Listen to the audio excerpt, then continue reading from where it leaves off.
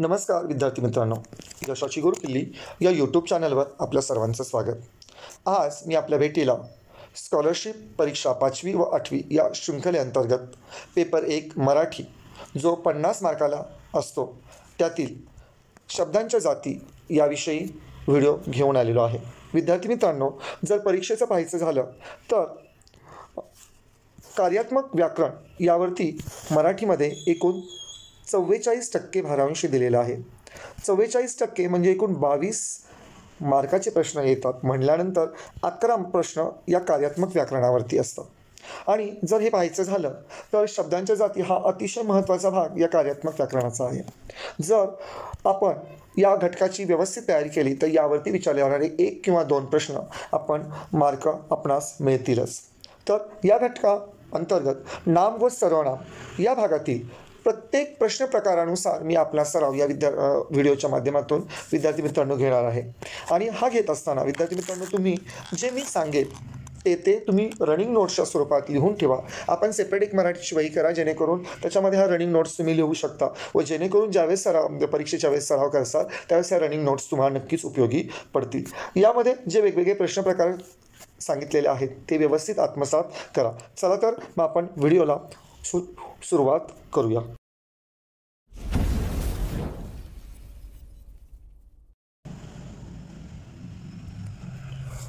शब्दांच्या जाती एकूण 8 आहेत. या शब्दांच्या जातीची जर विभागणी करायची झाली तर त्याचे एकूण 2 प्रकार पडतात. एक विकारी व दुसरं अविकारी. विकारी म्हणजे सव्य व अविकारी म्हणजे अव्यय. ह्या विकारी जी जाती आहेत त्या एकूण 4 प्रकारच्या जाती आहेत. नाम, सर्वनाम, विशेषण व क्रियापद. तर अविकारी शब्दांच्या जाती या क्रियाविशेषण, शब्दयोगी, उभयान्वयी व केवल प्रयोगी अशा 4 जाती आहेत. जर 5वी व 8वी स्कॉलरशिपला कोणते घटक आहेत हे जर पाहायचं झालं तर 5वीला फक्त ज्या विकारी शब्द आहेत तेच त्यावरतीच घटक भाग हा विचारला जातो. म्हणजे नाम, सर्वनाम, विशेषण व क्रियापद यावरतीच प्रश्न असतात. तर 8वीसाठी विकारी व अविकारी या दोन्ही भागांवरती प्रश्न हे विचारले जातात. म्हटल्यानंतर आपण प्रत्येक जातीची माहिती व प्रत्येक जातीचे वेगवेगळे प्रकार हे आपण इथून पुढच्या भागामध्ये पाहणार आहोत. हे पाहताना मी तुम्हाला या प्रश्न प्रकारांवरती कशा प्रकारचे वेगवेगळ्या प्रकारचे प्रश्न प्रकार येतात याचीही मी तुम्हाला ओळख करून देणार आहे. ही ओळख करून देताना तुम्ही रनिंग नोट्स काढा आणि स्क्रीन स्टॉप करत त्याचा स्क्रीनशॉट काढून नंतर लिहिलं तरी चालेल, जेणेकरून तुम्हाला ज्यावेळेस उजळणी करसाल त्यावेळेस त्याचा उपयोग नक्कीच होईल. नाम ही शब्दाची पहिली जात आहे. तर नाम म्हणजे काय? कोणताही दृश्य व अदृश्य सजीव निर्जीव वस्तूला आपण नाम असं म्हणत असतो. जर याचीच दुसरी जर व्याख्या पाहायची झाली तेव्हा प्रत्यक्षात असलेल्या किंवा कल्पित किंवा त्यांच्या गुणधर्मांना दिलेल्या नावांना नामे असे म्हणतात. याची जर उदाहरणं आपणास पाहायची झाली तर पहा, फुलांची नावे इथं जी मी दिलेली आहे तुम्ही स्क्रीनशॉट काढून नाही तुम्ही घेऊ शकता या भागाचं, जेणेकरून तुम्हाला ते उपयोगी पडू शकेल. अर्ध्या स्वरूपात स्क्रीनशॉट तुम्ही काढू शकता. पहा, जर इथं पाहायचं झालं तर फुलांची नावं, फळांची नावं, पक्ष्यांची नावं, वन्य पशुपक्षींची नावं, पाळीव पशूंची नावं, नद्यांची नावं, पर्वतांची नावे, वस्तूंची नावे, मुलांची नावे, मुलींची नावे, देशांची नावे, धान्यांची नावे, नक्षत्र, ग्रह व ताऱ्यांची नावे.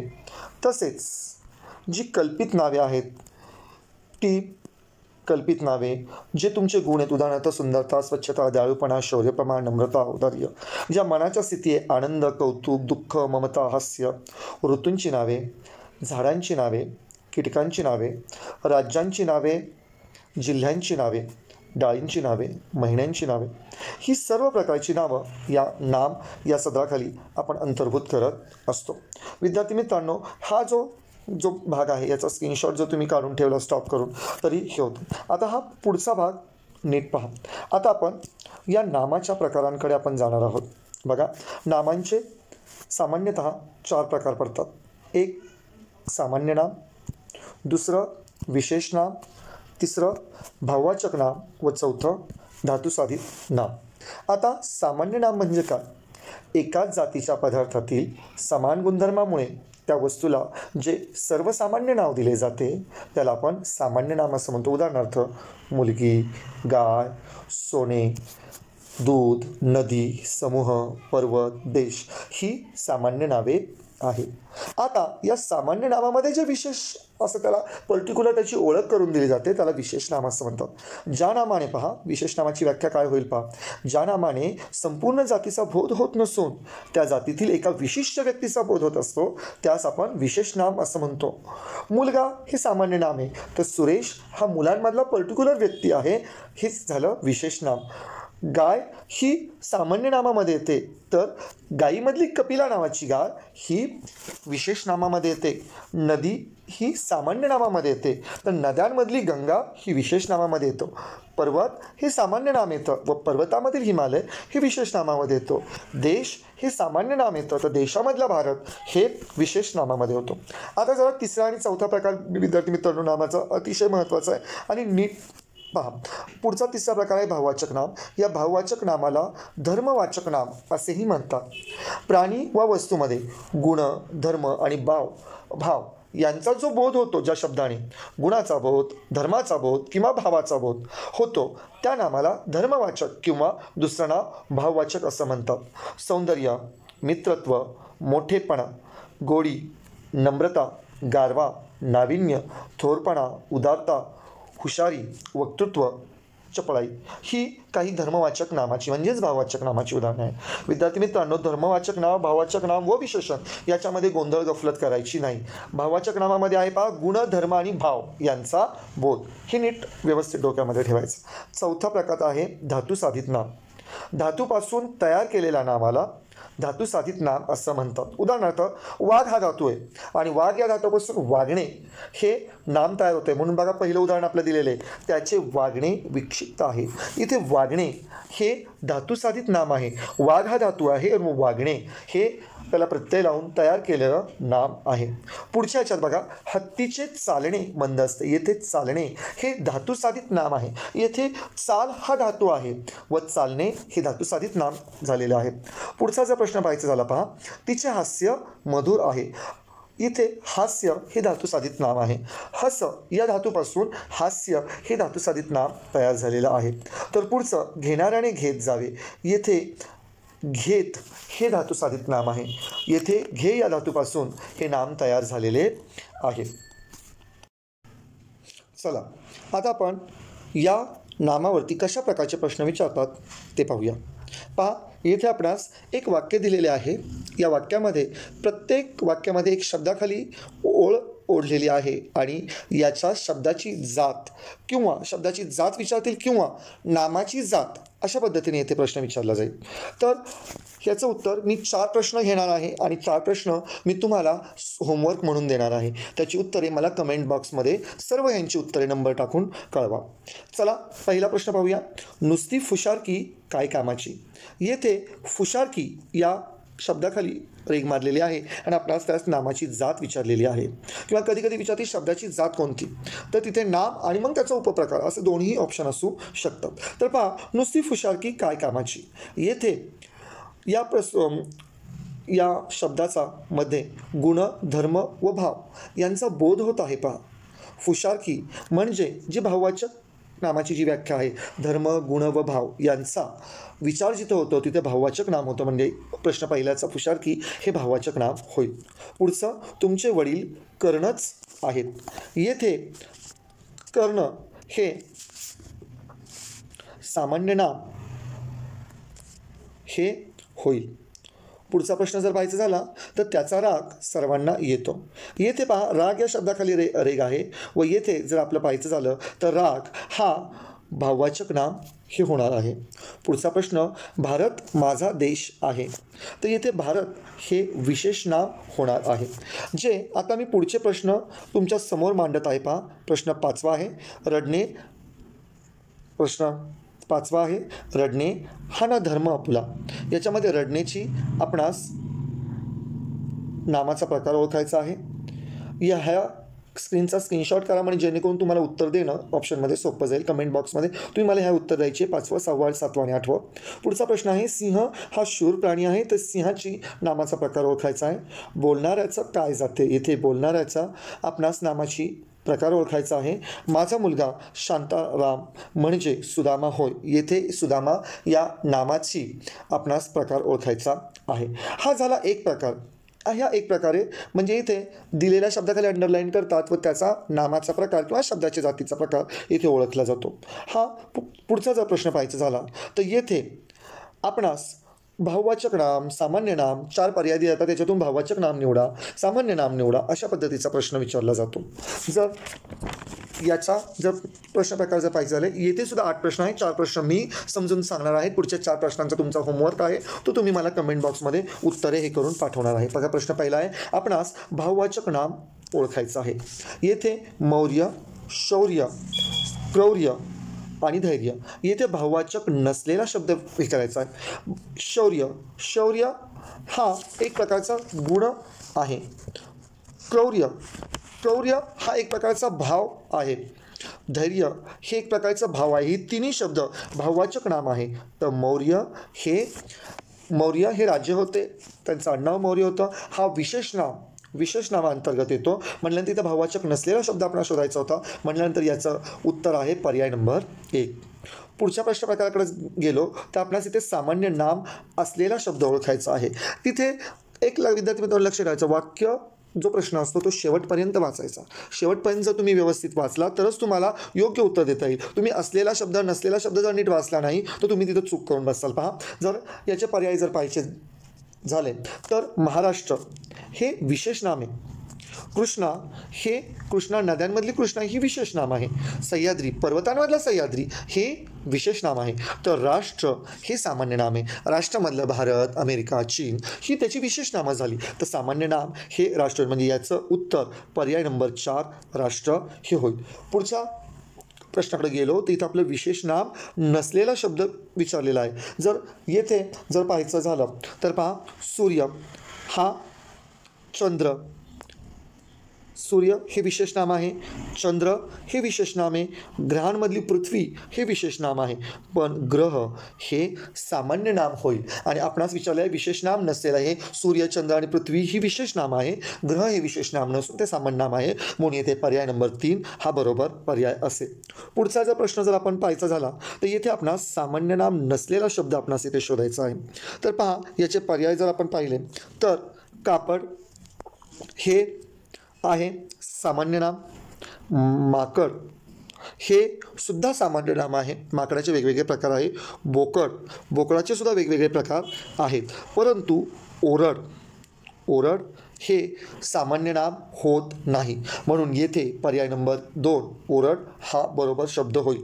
विद्यार्थी मित्रांनो, पुढच्या बाजूचे जे हे 4 प्रश्न आहेत, हे 4 प्रश्न तुम्ही स्क्रीनशॉट करा. 5वा, 6वा, 7वा आणि 8वा स्क्रीनशॉट काढा आणि कमेंट बॉक्समध्ये मला तुम्ही याचे पर्याय नंबर दिले किंवा उत्तर टाईप करून दिलं तरी चालेल, म्हणजे तुमची उजळणीही होईल. पहा विद्यार्थी मित्रांनो, येथे प्रश्न 5व्यात आपणास भाववाचक असलेला शब्द लिहायचा आहे. शांत, संत, खंत, पंथ हे त्याचे पर्याय आहेत.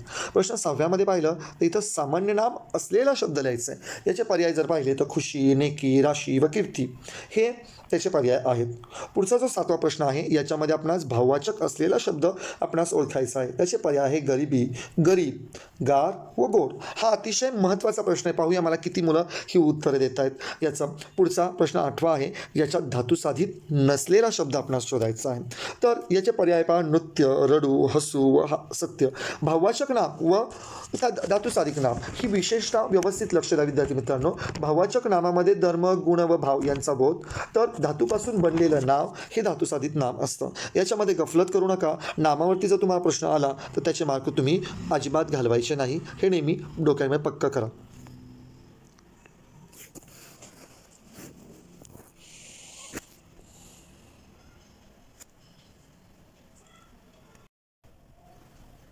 शब्दाच्या जातीमध्ये जो दुसरा प्रकार आहे तो आहे सर्वनाम. नामाबद्दल येणाऱ्या शब्दास आपण सर्वनाम असे म्हणतो.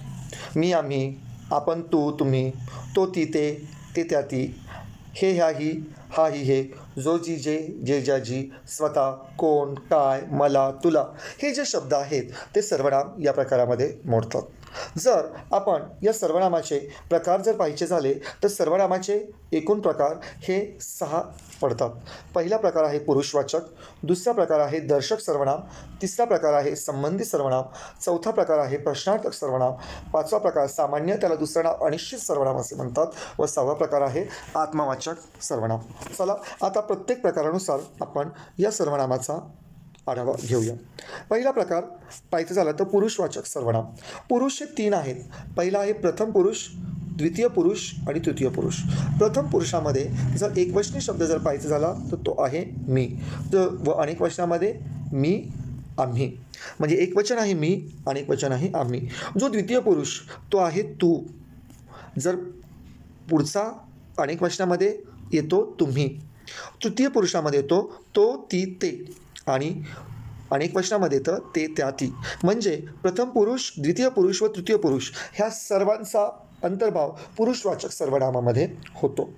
जो दुसरा प्रकार आहे तो दुसरा प्रकार आहे दर्शक सर्वनामे। जवळची किंवा दूरची वस्तू दाखवण्यासाठी वापरण्यात येणारं सर्वनाम हे दर्शक सर्वनाम म्हणून ओळखलं जातं।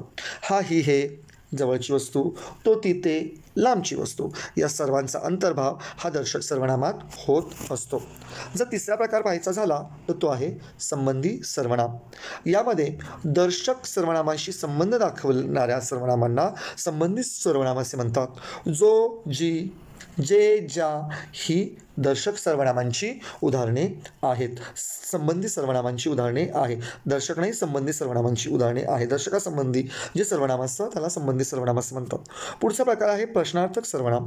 प्रश्न विचारण्यासाठी जे सर्वनाम वापरलं जातं त्यास आपण प्रश्नार्थक सर्वनाम असे म्हणतो। कोण, काय, कोणाला, कोणी आदी जी आहेत ती प्रश्नार्थक सर्वनामामध्ये अंतर्भाव केला जातो। विद्यार्थी मित्रांनो, ह्या जो भाग आहे याचा तुम्ही रनिंग नोट्स स्क्रीनशॉट काढून रनिंग नोट्सही काढत जा, जेणेकरून उजळणीच्या वेळेस तुम्हाला उपयोगी पडेल। पुढचा प्रकार आहे सामान्य किंवा अनिश्चित सर्वनामे। याच्यामध्ये जर प्रश्नार्थक सर्वनामे प्रश्न विचारण्याकरता न घेता नामाबद्दल आली, इथं ती प्रश्न विचारण्याचं काम करत नाही, एक नामाबद्दल जर ती आली हे निश्चित सांगता येत नसेल तर आपणास सामान्य किंवा अनिश्चित सर्वनाम असे आपण त्यांना बोलत असतो। उदाहरणार्थ पाहिजे वाक्य दिलेले, कोणी केले ते मला माहीत नाही। येथे प्रश्न नाही आहे बाळांनो, इथे कोणी हे नामाबद्दल आलेलं असा शब्द आहे की ज्याच्यावरतून आपणास ते प्रश्न विचारला आहे की नाही याचा बोध होत नाही। म्हटल्यानंतर हा आहे सामान्य किंवा अनिश्चित सर्वनाम। माझ्या मुठीत काय ते सांगूच पाहू, यामध्ये काय हे प्रश्नार्थक सर्वनामामधला काय आहे, परंतु येथे प्रश्न विचारलेला नाही आहे आणि कोणत्या नामाबद्दल आलेला आहे हे पण आपणास काही माहिती सांगता येणार नाही, म्हणून या सामान्य किंवा अनिश्चित सर्वनाम असे आपण म्हणतो। शेवटचा प्रकार आहे आत्मवाचक सर्वनाम। स्वतः या अर्थी वापरल्या जाणाऱ्या सर्वनामाला आत्मवाचक सर्वनाम असे म्हणतात। येथे तू स्वतः कष्ट कर, इथे स्वतः, खिल्लारे निज बाळा सहभागर्थी, येथे निज, त्यांनी आपण होऊन मान्य केले, आपण, येथे स्वतःच्या अर्थी वापरणारं असेही सर्वनाम आहे, म्हणून यास आत्मवाचक सर्वनाम असे आपण म्हणतो। आपण हे सर्वनाम पुरुषवाचक व आत्मवाचक दोन्ही प्रकारात दिसून येते, तर त्याकरता नीट ही जी उदाहरणं आहेत ती काळजीपूर्वक आपण पाहूया। पहा, पहिल्या उदाहरणामध्ये बघा, आपण आता खेळ खेळू, इथं आपण आहे, पण येथे प्रथम पुरुष, आपण येथे प्रथम पुरुष रूपात आलेला आहे। येथे जर पाहायचं झालं तर याचा अर्थ आत्मवाचक नसून हा प्रथम पुरुषवाचक सर्वनाम आहे। दुसरं वाक्य पहा, आपण आलात, आम्हाला समाधान वाटले, येथे आपण हा द्वितीय पुरुषवाचक अशा प्रकारचं सर्वनाम हे होईल। आपण यांना पाहिलं का, आपण म्हणजे इथे द्वितीय पुरुषाचा हा बोध होतो। तिने आपण होऊन स्वीकारले, आपण होऊन स्वीकारले, आत्मवाचक स्वतःहून स्वीकारलेले आहे, स्वतः या अर्थी वापरलं गेलेलं आहे। तर शेवटचा पहा पाचवं, त्याने आपण होऊन ठरवले, येथे आपण होऊन म्हणजे इथे स्वतःचा बोध होतोय म्हटल्यानंतर हे आत्मवाचक सर्वनाम होईल। तर अशा प्रकारे आपण पुरुषवाचक की आत्मवाचक याचा नीट अर्थबोध करून घ्यायचा आणि उत्तर सांगण्याचा प्रयत्न करायचा। आता आपण सर्वनामावरती विचारल्या जाणाऱ्या वेगवेगळ्या प्रश्न प्रकाराकडे वळूयात। हा जो प्रश्न प्रकार आहे पहा, या प्रश्न प्रकारामध्ये एका शब्दाखाली रेख ओढली आहे व त्या रेख ओढलेल्या सर्वनामाची आपणास प्रकार ओळखायचा आहे। तर पहा, ज्याने भांडण उकरले तो माघार घेईल, येथे ज्याने या शब्दाचं आपणास सर्वनाम ओळखायचं आहे.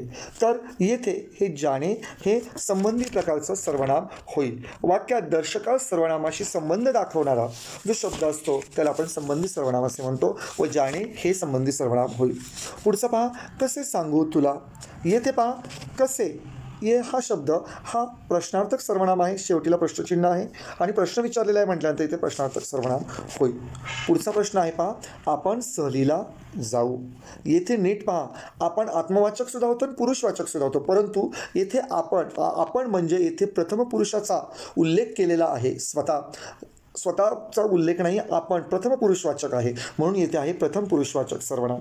प्रश्न जर चौथा पाहायचा झाला, कोणी नाचत आहे. कोणी हा प्रश्नदर्शक प्रश्न आहे पहा, प्रश्नदर्शक सर्वनाम आहे, परंतु येथे प्रश्न विचारलेला नाहीये म्हटल्यानंतर येथे हा सामान्य सर्वनाम हे म्हणजेच अनिश्चित सर्वनाम असे आपण म्हणू शकतो. पुढचा जर प्रश्न पाहायचा झाला तर पहा, त्याने आपणहून गुन्हा कबूल केला. येथे आपण आहे, येथे कोणत्याही पुरुषाचा आपणास बोध होत नाही, तिथे स्वतः या शब्दाचा अर्थ बोध होतो, म्हणजेच हे आत्मवाचक सर्वनाम आहे. आता जे पुढचे प्रश्न आहेत पहा 6, 7, 8, 9, तुम्ही मला कमेंट बॉक्समध्ये या प्रश्नांची उत्तरे कमेंट्स करायची आहेत. एक तर पर्याय नंबर सांगून किंवा उत्तरे लिहून. प्रश्न 6 आहे पहा, हा कच्चा पेरू आहे. यामध्ये हा या सर्वनामाचा प्रकार ओळखायचा आहे. काय ते एकदा सांगून टाक. काय या शब्दाचा सर्वनामाचा तुम्हास प्रकार ओळखायचा आहे. प्रश्न 8 आहे, जे चकाकते ते सर्व सोने नसते. पाहिजे तर थोडीशी पेंटिंग मिस्टेक आहे.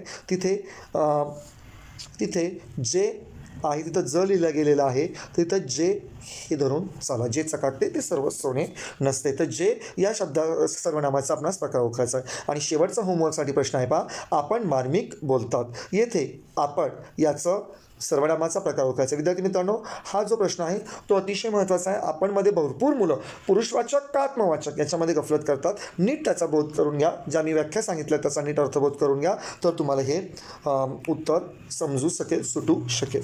आता जर पुढच्या भागाकडे जायचं झालं तर पुढचा प्रकार पहा. पुढच्या प्रकारामध्ये काय केलं जातं की खालीलपैकी दर्शक सर्वनामाची कोणता आहे ते सांगा. इथे बघा, मी, कोण, हा, आपण हे आपणास ओळखायला सांगितलेलं आहे.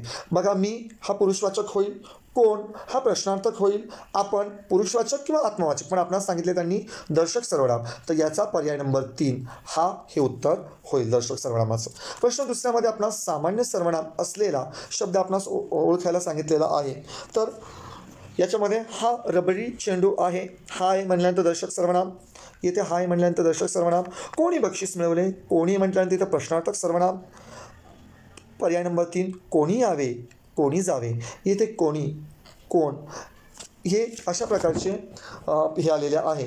आणि येथे जी प्रश्नार्थक सर्वनामे आहेत त्याविषयी कोणत्याही नामाबद्दल आली आहे हे निश्चित आपणास सांगता येत नाही म्हटल्यानंतर पर्याय नंबर 3 सामान्य सर्वनामाचे आहे. शेवटच्या ह्याच्यात आपण आलात, आनंद झाले, तर इथं द्वितीय पुरुषवाचक सर्वनाम आहे हे आपण आलात म्हटल्यानंतर येथे पर्याय नंबर 3 हे योग्य उत्तर ठरेल. पुढचे प्रश्न 3 आणि 4 हा तुमच्या होमवर्कसाठी आहे. पहा विद्यार्थी मित्रांनो, प्रश्न 3 आत्मवाचक सर्वनाम असलेलं वाक्य तुम्हाला निवडायचं आहे. आपण आता खेळूया. आपण केव्हा येणार. आपण आमचा मान राखलात. ती आपणहून आली. यापैकी तुम्हाला आत्मवाचक सर्वनाम हे ओळखायचे व कमेंट बॉक्समध्ये उत्तर मला आन्सर्स करायचे. जर 4था प्रश्न पाहिला, निश्चित आत्मवाचक सर्वनाम. निश्चित आत्मवाचक सर्वनाम म्हणजे ज्याची शक्यता, ज्यावेळेस असा प्रश्न येतो त्यावेळेस नीट लक्षात ठेवायचं, ज्याची शक्यता ही जास्तीत जास्त आहे. काही दोन्हीमध्ये मोडतात, पण ज्याची शक्यता सर्वांपेक्षा जास्त आहे किंवा ती निश्चित आहे तेच येईल, बाकी कोणतंही येणार नाही, अशा स्वरूपासाठी निश्चित शब्द वापरलेला असतो. याचे पर्याय बघा, निज, आम्ही, ते, आपण. यापैकी तुम्हाला हे करायचं आहे. जो प्रश्न 4था आहे तो अतिशय महत्त्वाचा आहे. पाहूया कोण बरोबर उत्तरापर्यंत जाते. जर सर्वनामावरती विचारलेला जर पुढचा प्रश्न प्रकार जर पाहायचा झाला तर याच्यामध्ये पहा, दर्शक सर्वनाम असलेलं वाक्य खालीलपैकी कोणतं. तर यामध्ये पहा, ही बॅग माझी आहे. ही माझी बॅग आहे. बॅग ही माझीच आहे व माझी ही बॅग आहे. इथे दर्शक सर्वनाम असलेलं आपणास वाक्य शोधायचं आहे. तो जो पर्याय नंबर 2 आहे, ही माझी बॅग आहे, हे दर्शक सर्वनाम दर्शवणारं हे वाक्य ठरेल. पुढचा प्रश्न आहे पहा, खालीलपैकी संबंधी सर्वनामाचे वाक्य कोणते? संबंधी सर्वनामामध्ये या संबंधी सर्वनामामध्ये जर व्याख्या आपण पाहिलेली आहे तर दर्शकांचा संबंध दाखवतो, जो, जी, जे, ज्या अशा स्वरूपात ते दाखवलं जातं. आणि याचा पर्याय पहा, जो करतो तो बोलतो. कोणी करावे कोणी बोलावे हेच संबंधी सर्वनाम नाही आहे.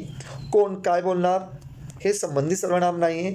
तो करतो व बोलतो हे पण संबंधी सर्वनाम नाही आहे. येथे म्हणल्यानंतर येथे जो पर्याय नंबर 1 आहे ते संबंधित सर्वनामाचे वाक्य होय. पुढचा जर प्रश्न पाहिजे झाला पहा, खालीलपैकी कोणत्या वाक्यात द्वितीय पुरुषवाचक सर्वनाम आहे? तर द्वितीय पुरुषवाचक जर सर्वनामाची आपण ज्यावेळेस व्याख्या पाहिली तर त्याच्यामध्ये तू, तुम्ही अशा स्वरूपाचा शब्द येत होते. तर येथे जो पर्याय नंबर 3 आहे, आपण आत यावे, हे वाक्य त्याच्यामध्ये द्वितीय पुरुषवाचक सर्वनामाचा आहे. तो आपण हो माझ्याशी बोलतो. आपण आत जाऊया, आपण मूर्ख आहोत, ही तीनही द्वितीय पुरुषवाचक सर्वनामाची वाक्य नाही आहे. तर येथे पर्याय नंबर 3 आपण आत यावे हे जे पर्याय आहे तो द्वितीय पुरुषवाचक सर्वनामाशी संबंधित आहे. विद्यार्थी मित्रांनो, अशाच प्रकारचे नवनवीन व्याकरणावरचे व संपूर्ण शिष्यवृत्ती परीक्षेच्या वेगवेगळ्या विषयावरती मी व्हिडिओ आपणासमोर घेऊन येणार आहे. तर विद्यार्थी मित्रांनो, तुम्ही या व्हिडिओला जर तुम्हाला आवडला असेल तर लाईक करा. तुमच्यासारख्याच मित्रांना हा शेअर करायला विसरू नका. आणि जर माझा चॅनल तुम्ही सबस्क्राईब केला नसेल तर व्हिडिओच्या खालील बाजूस जी सबस्क्राईब म्हणून जी बटन आहे त्या बटनाला क्लिक करा आणि जे बेल आयकॉन आहे त्याला क्लिक करा, जेणेकरून या चॅनलवरती जे नवनवीन व्हिडिओ स्कॉलरशिप संदर्भाचे मी टाकेल त्याचं नोटिफिकेशन तुम्हाला मिळेल व सर्व घटक तुमचे हे पक्के होतील. तर आपण ह्या व्हिडिओच्या माध्यमातून मी तुम्हाला हे करत नाम व सर्वनाम याच्या विविध प्रश्नप्रकार मी शिकवलेले आहे. आपल्या चॅनलची यूट्यूब लाईव्ह लिंकसुद्धा आहे. ते नोटिफिकेशन मिळवण्यासाठी सुद्धा तुम्ही चॅनलला सबस्क्राईब करा. रोज आपण स्कॉलरशिप संदर्भात 6 ते 7 या वेळेत आपण यूट्यूब लाईव्ह घेत असतो, जेणेकरून काही घटक हे यूट्यूब लाईव्हच्या संदर्भात आपण शिकवत असतो व मुलांच्या शंका तिथल्या तिथंच आपण दूर करत असतो. तुम्हाला जर यूट्यूब लाईव्ह क्लासला जॉईन व्हायचं असेल तर ज्या नोटिफिकेशनमध्ये जी लिंक येते त्याला क्लिक करून तुम्ही जॉईन होऊ शकता. तसेच माझे इंस्टाग्राम, टेलिग्राम व व्हॉट्सअपवरतीही स्कॉलरशिपचे व्हिडिओ आहे. येथे मी फ्रीमध्ये स्कॉलरशिपच्या मुलांना शिकवत असतो. त्याही ग्रुपला तुम्ही जॉईन होऊ शकता. धन्यवाद मित्रांनो.